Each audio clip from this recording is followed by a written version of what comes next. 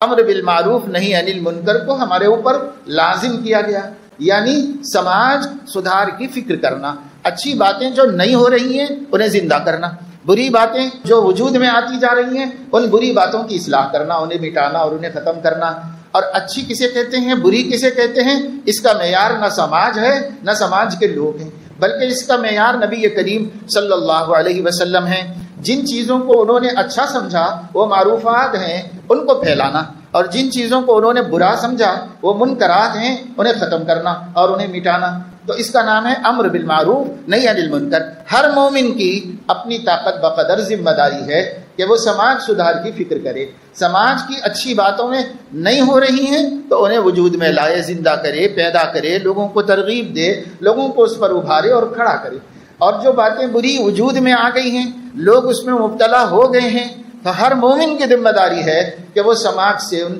گندگیوں کو مٹائے اور ان برائیوں کو ختم کرے اپنے اپنے دائرے قدرت کے اندر۔